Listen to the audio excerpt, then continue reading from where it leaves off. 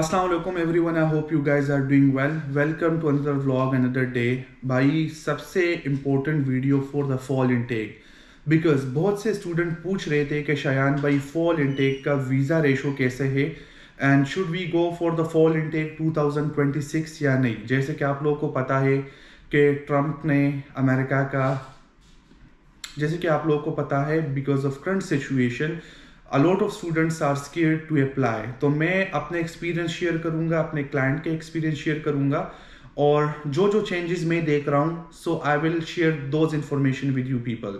First of all, one of my client from Peshawar जिसकी interview आज थी 2 अप्रैल 2026. ठीक है, हमारी इंटरव्यूज स्टार्ट होते हैं फॉल इनटेक के लिए from April, May, June, July. These are the 4 months जिसमें सबसे हाईएस्ट कोटा होता है for the fall intake visa ratio. आज हमारा पहला इंटरव्यू था and luckily my client Irfan got his visa approve from Islamabad consulate. ठीक है, बहुत से स्टूडेंट्स का तो ये भी एक मिसकंसेप्शन था कि शायान भाई पाकिस्तान में एम्बेसीज बंद है. No, embassies are back to operations और हर एम्बेसी खुली हुई है. ठीक है, इरफान जब अपने इंटरव्यू के लिए गया, इरफान ने शेयर किया कि शायान भाई फर्स्ट ऑफ ऑल जैसे मैंने उसको गाइड किया था कि रश बहुत ज़्यादा होगा, कंपटीशन ज़्यादा होगा बिकॉज फॉल इनटेक सबसे बड़ा इनटेक होता है पूरे दुनिया में and the visa ratio for fall intake is very high compare to spring या समर इनटेक. ठीक है, इरफान ने बोला कि शायान भाई this time the visa officers were taking long interviews. Long interviews का ये मतलब है कि आपसे ज़्यादा क्वेश्चंस किए जाएंगे. फर्स्ट जब स्टूडेंट्स जाते थे तो उनका इंटरव्यू लास्ट होता था 3 से 5 मिनट. ठीक है, अब जब इंटरव्यू हो रहे हैं वो लास्ट होते हैं मिनिमम 10 to 15 मिनट्स. अब 10 से 15 मिनट्स में वीज़ा ऑफिसर आपसे सब कुछ पूछेगा. He will ask everything from you like how did you select the university, major कैसे, उस पर हम आगे आएंगे. इरफान ने कहा कि the visa ratio was a bit tough.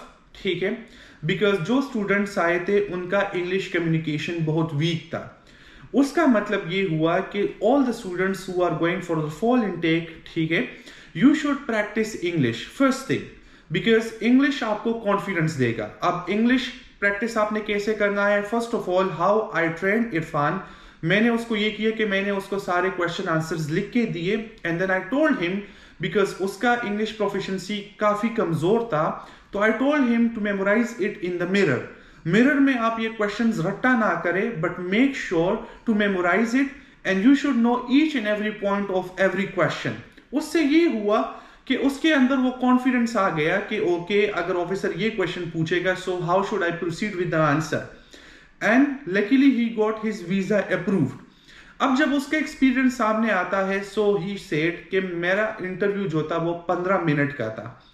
15 minute में वीजा ऑफिसर ने ये क्वेश्चंस पूछे, ये मेरे साथ स्क्रीनशॉट उसने शेयर किया. ठीक है, अब इस स्क्रीनशॉट में जो क्वेश्चंस आप देख रहे हैं 8 to 9 क्वेश्चंस है, दोज आर बेसिक क्वेश्चंस. ठीक है, अगर आप यूएस एम्बेसी जा रहे हो तो ये क्वेश्चंस आपसे होंगे ही होंगे. Why are you going to USA? What's the reason for this major? Why this university? These are basic questions. Now the thing is कि changes आपने इसमें क्या करने हैं which I trained him कि इस दफा जब आप full interview के लिए जाएंगे तो make sure to add extra details in your answer. For example, if he asks you कि why this university, मैं एक example दे रहा हूँ. Why this university के अंदर you should give him the reasons कि officer why I picked this university. But in addition, you should also add कि officer, in addition I have been accepted to 4 other universities and I have this offer from this university. अब हमने officer को नहीं छोड़ा कि he should ask us कि how many universities did you get accepted to, because हमने उसको extra details खुद से दे दिए. What that will do to your case, वो ऑफिसर को extra details देगा and that will give a good impression to the visa officer कि okay student को पता है कि वो कहाँ पे जा रहे हैं. In addition he also have extra acceptance letters, तो उससे आपका वीजा रेशो काफी टॉप पे चला जाएगा.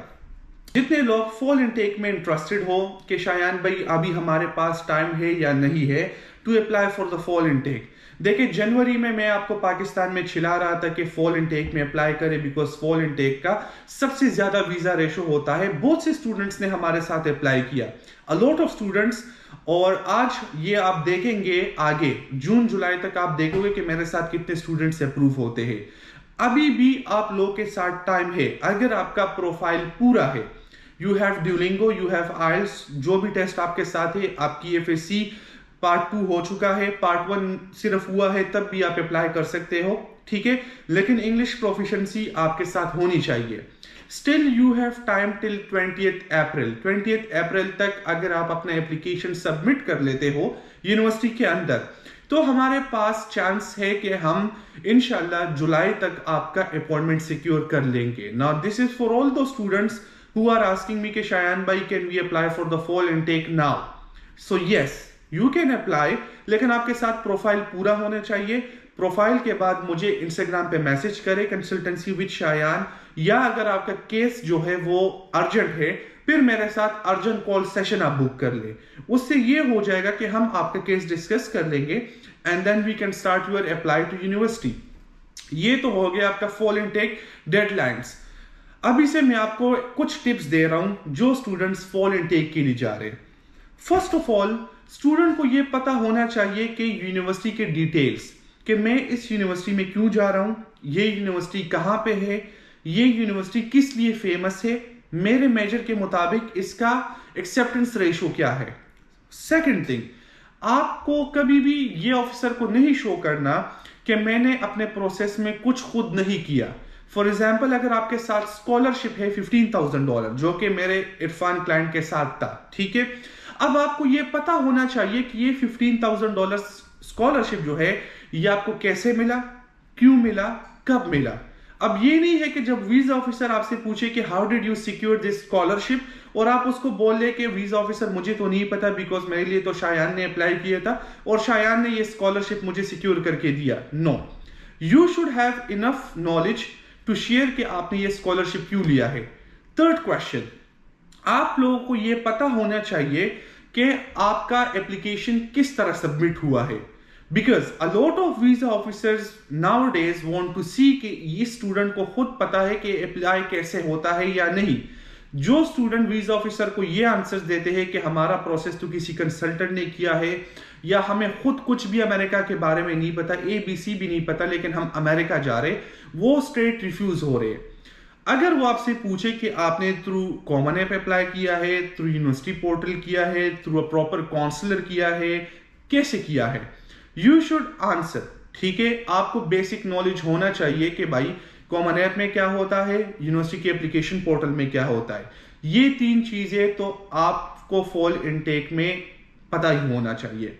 इसके अलावा वीजा रेशो जो इफेक्ट इन 2026 है, सबसे ज्यादा रेशो जो होता है वो बेस्ड ऑन यूनिवर्सिटी होता है कि स्टूडेंट किस यूनिवर्सिटी में जा रहा है। हमारे पाकिस्तान का ये पैटर्न बना हुआ है, जितने भी स्टूडेंट पाकिस्तान से जा रहे हैं वो कंसल्टेंट फ्रेंडली यूनिवर्सिटी में जा रहे हैं। वो क्यों? क्योंकि उसमें कंसल्टेंट को कमीशन मिलता है। अब फॉर एग्जांपल मेरे साथ प्रीवियस इनटेक में स्टूडेंट थे और ये मैंने आपको बताया भी था, mercy university, Bridgeport university, New York में 2-3 यूनिवर्सिटीज थी, सारे पाकिस्तानी स्टूडेंट्स वहां जा रहे थे।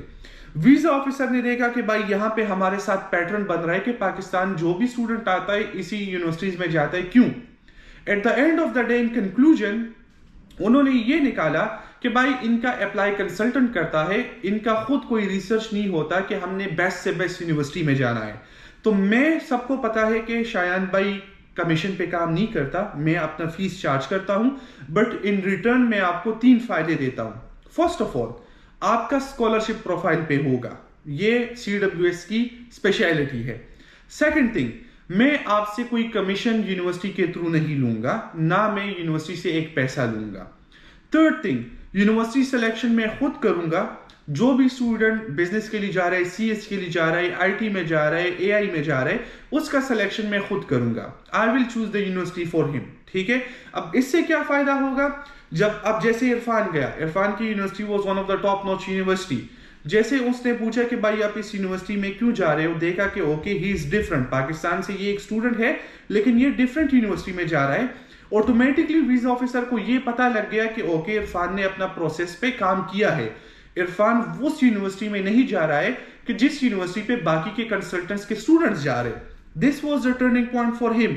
बाकी के क्वेश्चंस भी थे, लेकिन ये सबसे इंपॉर्टेंट टास्क होता है आपके प्रोसेस में कि आप जो यूनिवर्सिटी सेलेक्ट करते हो, that university should be tier 1 university. अब टियर 1 यूनिवर्सिटी क्या होती है?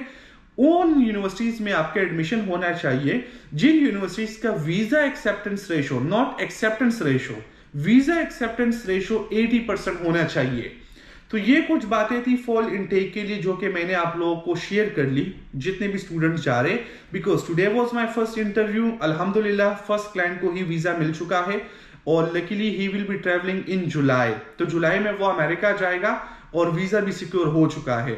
जितने लोग बोल रहे थे कि फॉल इनटेक में वीजे नहीं लगेंगे, ट्रम्प के एडमिनिस्ट्रेशन में वीजे नहीं लगेंगे और सब कुछ खत्म हो जाएगा, इस तरह कुछ भी नहीं है, ठीक है।